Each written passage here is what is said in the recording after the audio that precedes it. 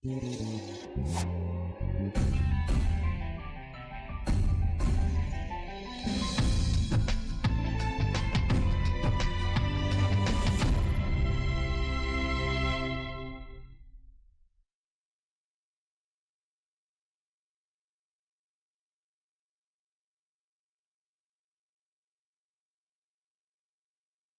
ça, l'ensemble des trois communications que je vous invite maintenant à poursuivre par un moment de discussion. On va pouvoir échanger, vous allez pouvoir échanger avec les intervenants. Je vous rappellerai juste deux règles, c'est mon habitus académique qui parle. On fait des interventions courtes, si possible, pas de dialogue et des questions courtes adressées aux trois personnes qui ont parlé. Merci, c'est à vous. Monsieur Touzi nous a parlé, c'est la première fois sincèrement que j'entends parler de cette idée qui pourrait devenir une thèse aussi, qui pourrait vous aider à expliquer pas mal de choses. La domination acharite, Monsieur Touzi, et l'évaluation de la pensée de Khalou, une pensée historique qui a conduit à ce que vous avez appelé le succès de l'idéologue face aux ulama. Est-ce que vous pourriez nous en dire un petit peu plus? Merci. Il y a beaucoup de penseurs qui ont réfléchi, mais de façon séparée aux deux phénomènes. Le phénomène de la domination progressive, ce que beaucoup appellent la défaite d'Averroès, donc la défaite du rationalisme, et donc si vous voulez, dans la reconstitution d'une généalogie au niveau de la pensée islamique, donc il a donné par l'islamisme, qui va au niveau de la foi, au acharisme comme au niveau de la aqida, au niveau de la foi, en passant par Mohammed, le Taymiyyah, etc., jusqu'au wahhabisme, et avec cette idée de la capillarité des référentiels. C'est-à-dire même les frères musulmans ne proposent pas, au niveau idéologique, autre chose que cette filiation. Alors qu'il y a d'autres filiations, il y a d'autres filiations possibles. Là, je vous renvoie soit aux travaux d'Hakoun sur ces questions, soit aux derniers travaux de l'Araoui aussi sur ces questions. L'autre volet qui n'a pas été très abordé, justement sur l'incapacité je ne dis pas, c'est trop général, là aussi très schématique, de dire une difficulté à faire émerger une pensée historique. C'est-à-dire, quand je dis une pensée historique, c'est-à-dire une histoire de l'islam au sens de ce que les sciences historiques nous ont donné. C'est-à-dire une réflexion sur la trajectoire et donc pas une historiographie de l'islam. Or, ce qui est encore dominant jusqu'à maintenant, c'est une historiographie de l'islam qui se base sur uniquement la succession des événements sans aucune interrogation critique, sans aucun appareil critique, du fait, dans la construction du discours idéologique qui est basé justement sur cette double schématisation, l'argumentaire construit, il revendique justement soit cette filiation ja'arite, donc hanbaliste, etc., et qui est confortée par une approche historiographique de l'islam. On le voit même chez les salafistes modernes. Le salafisme moderne se construit justement sur un rapport au texte, qui est un rapport au texte littéral, donc qui nie l'historicité, qui nie aussi toute la culture, c'est-à-dire la contextualisation du texte, et qui nie aussi l'histoire, en le remplaçant uniquement par une historiographie, donc dans l'argumentaire des salafistes actuellement, ce qui est la ressource principale pour faire fonctionner la pensée, c'est le hadith, ou les hadiths, sans aucun appareil critique. En plus, tout ça est accéléré par la disponibilité numérique de ces ressources, qui, elle, leur donne une égalité, c'est une égalité de sens qui est tout à fait illusoire. tapez, vous prenez un hadith, c'est vous le prenez dépouillé de sa appareil critique, de sa généalogie, de sa valeur dans l'architecture des hadiths, et donc il devient un argument récurrent. Bon, la conclusion par rapport à ça, c'est que, est assez terrible, c'est que jusqu'à maintenant, au niveau même de la pensée, les musulmans, je ne dis pas l'islam, les musulmans ont été dans l'incapacité de produire une pensée séculière. Et toute tentative de sécularisation par les intellectuels depuis la fin du 19e jusqu'à maintenant était une tentative très risquée. Donc on peut faire la liste des gens qui ont essayé cela, de Taha jusqu'à Nasr Hamid Al-Houzaï, tous ont eu à payer un prix très fort de cette tentative d'interroger le corpus de référence qui enferme les individus. Bon, l'autre aspect que je n'ai pas développé beaucoup, c'est qui est paradoxal, c'est la congruence de cette posture par rapport au texte avec une modernité pauvre en culture et en histoire. C'est ça, il y a une congruence qui fait que le salafisme est une des expressions de l'islam les plus modernes, au sens d'une modernité barbare. Revenir à l'intervention d'Ibn Saleh ce matin. Ibn Saleh a utilisé un mot qui me semble important parce qu'il nous permet d'une projection dans le futur proche, demain. C'est Ibn Saleh l'après. Vous avez utilisé le mot de l'après-démocratie, l'après-laïcité. Ma question est la suivante. Et l'après-Daesh? Aujourd'hui, Daesh perd du terrain. Ces bastilles les plus fortes sont aujourd'hui menacées par l'effet donc d'attaque d'une coalition avec des moyens énormes. Quel est donc l'après-Daesh dans le sens d'une nouvelle carte géopolitique et stratégique de la région? Le prétexte d'armes de destruction massive on connaît le résultat, destruction totale d'une civilisation, de pays, etc. Aujourd'hui, nous sommes en train aussi de détruire. Alors, quelle est la carte géographique et géostratégique de demain, l'après-Daesh? Il y a deux scénarios possibles. Il y a le scénario qui consiste à dire Daesh, c'est le summum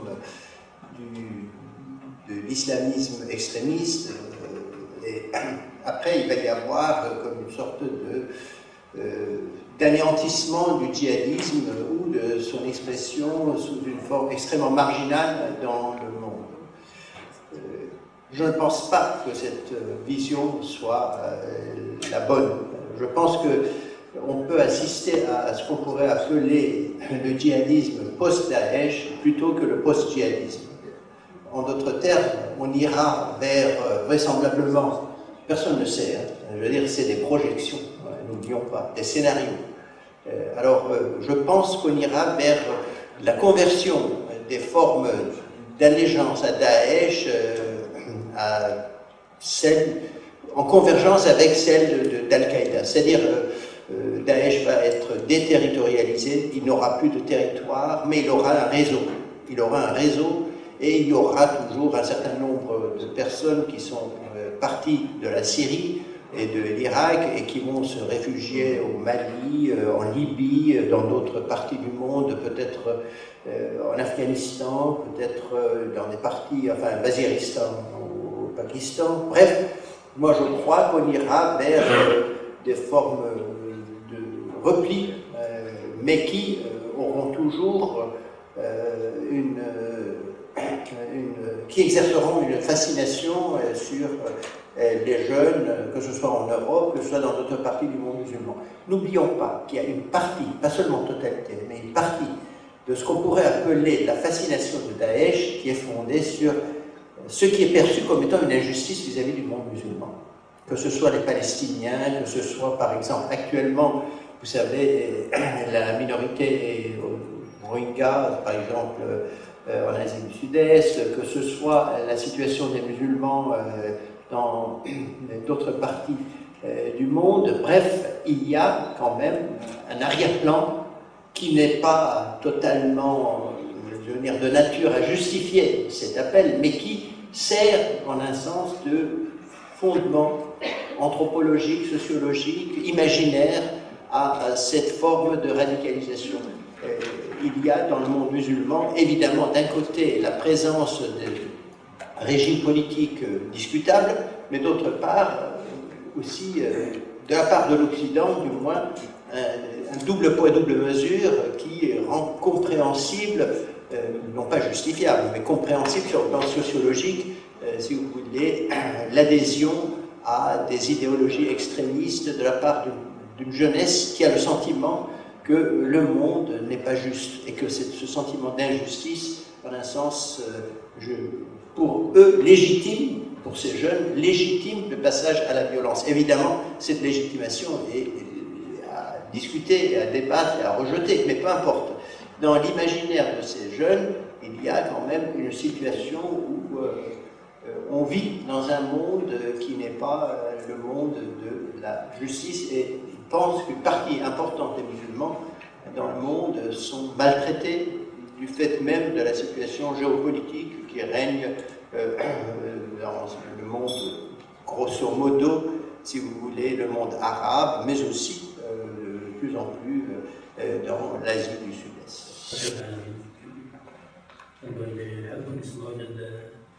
السؤال هو ليس سؤال بالمعنى الحقيقي، ولكن جوابا وتعقيبا على ما سمعته من سيناريو فيما بعد داعش. المنطقة تعاني من ظلم مجتمعي أسس من قبل ديكتاتوريات حكومية أقلية، وأقصد فيها في العراق وسوريا.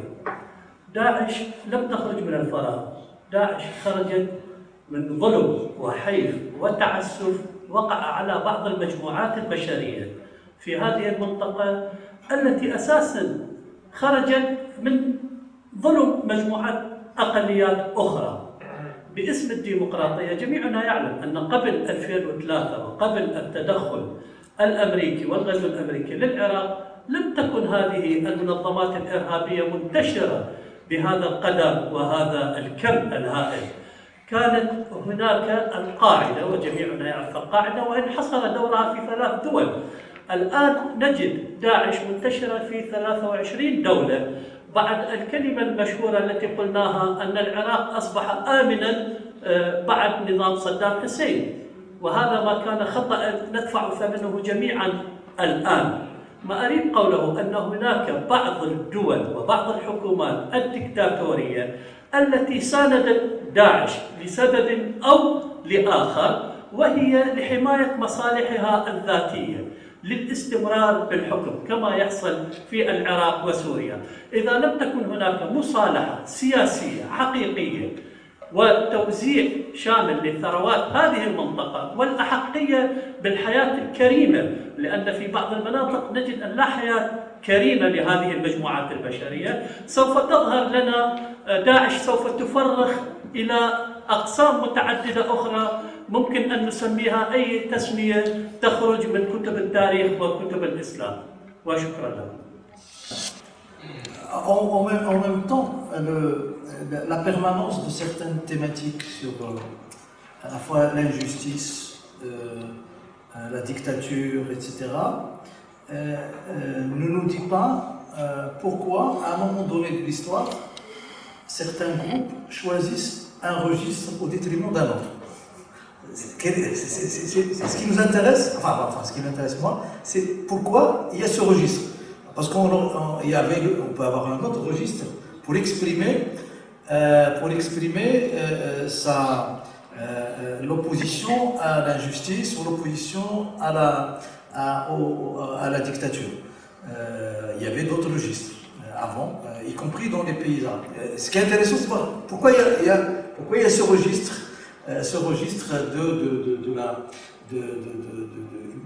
islamique qui fonctionne.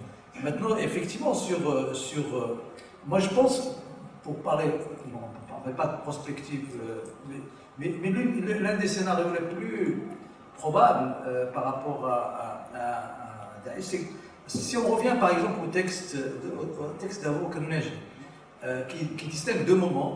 le moment du harcèlement, Nikaya, et le moment de l'État. L'État quitter l'état Daesh. Il est fort probable qu'il parle même de cohabitation des deux moments, ce n'est pas des moments linéaires. C'est le moment du harcèlement, donc avec des exemples. Et les exemples ne sont pas uniquement musulmans. Les exemples qu'il donne sont le sentier lumineux dans l'histoire ou les shebabs somaliens. Donc on peut avoir une multiplication dans cette posture du harcèlement d'individus, de groupes, etc. Dans les différents, ce qu'il appelle lui-même les territoires faibles, la ceinture des territoires faibles, et il y a même une liste qu'il partage. Le deuxième scénario qui est en dehors de ce scénario écrit, c'est que l'État islamique devienne une marque comme les Qa'ida. C'est-à-dire une marque qui est revendiquée par des individus et qu'on transfère le rêve du califat qui est devenu possible avec Daesh. Il ne faut pas l'oublier parce qu'il y a tout un construit mythologique par un territoire vers un horizon qui est un horizon uniquement symbolique qui permet la mobilisation du lien juridique. C'est ça qui est beaucoup plus que le lien affectif, c'est le lien juridique quand on voit un jeune élève d'une petite école dans le fin fond du rural marocain dire « je suis soldat du calife », c'est pas uniquement un lien d'appartenance à une confrérie, c'est un lien d'appartenance à un État, avec toutes les conséquences juridiques de ce lien, qui est sortir de l'État où il est et agir en conséquence par rapport aux intérêts de cet État supposé. Farah, vous voulez rajouter un mot très rapide? Oui, alors c'est vrai que le registre de l'injustice et tout ça est mobilisé, pourquoi pas d'autres. Mais quand on fait une étude, et là je crois que c'est une question intéressante et importante, par exemple, nous avions fait un travail avec des chercheurs anglais sur l'islam en prison en France et en Angleterre. Alors, ce qui était intéressant, c'était que l'enjeu palestinien devenait un enjeu fondamental pour exprimer les propres griefs des individus. Je veux dire, par exemple, on me disait en prison, on nous traite, nous, en France, la police nous traite comme l'armée israélienne traite les Palestiniens. Vous voyez, c'est une forme de projection, de construction de sens. D'ailleurs, du côté, je suis persuadé, enfin, du côté anglais, on disait la police ou les forces de l'ordre nous traitent comme en Inde, enfin au Cachemire indien, la police ou l'armée. Donc, on construit sur le plan imaginaire un certain nombre de thématiques qui font qu'il y a une convergence souvent illusoire. Ce n'est pas vrai qu'en France, la police se comporte comme l'armée israélienne dans le territoire occupé en Palestine, c'est pas vrai. Mais peu importe, c'est un imaginaire en branle. De même, le jeune élève marocain qui s'identifie au califat, le Daesh, etc., qui ne connaît pas non plus grand-chose, c'est la télévision, c'est l'Internet, c'est des formes de copinage avec le groupe qui vous entoure, c'est la violence que l'on ressent. Et donc, tout cela se donne comme un lieu où des projections sont possibles. Pourquoi Daesh? Parce que précisément, il y a une internationale djihadiste qui n'existe plus, par exemple pour l'extrême droite. On sait très bien que l'extrême droite en France, en Angleterre, en Europe, un peu partout, a le vent en poupe. On le voit très bien au niveau des élections. Alors, mais il n'y a pas une extrême droite internationale comme il existe un Daesh international. Et par conséquent, c'est précisément cet avantage symbolique qui fait que l'identification en est facilitée. C'est comme le communisme international quand ça existait, ou le fascisme international quand ça existait. Et donc, ce phénomène d'une internationalité imaginaire sans nécessairement l'existence d'institutions, à la différence du communisme par exemple, eh bien, cela fait qu'il y a un avantage comparatif et l'identification se fait beaucoup plus aisément à Daesh qu'à d'autres enjeux liés à l'injustice sociale.